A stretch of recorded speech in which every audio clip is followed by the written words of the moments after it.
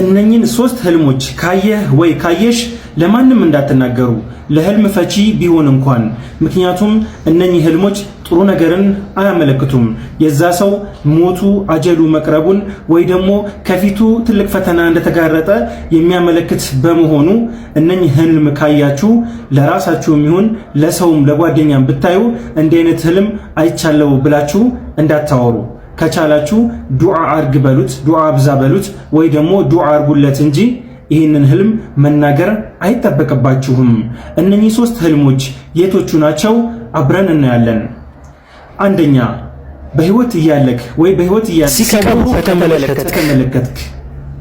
ይሄ በህይወት እያሉ መቀበር ከፊት ትልቅ ፈተና እንደተጋረጠ ወይ ደግሞ አጀል እንደቀረበ የሚያሳይ በመሆኑ ይህንን ህልም መናገር አያስፈልግም። ሁለተኛው ደግሞ በእሳት ሰውነታችሁ ሲቃጠል ማየት።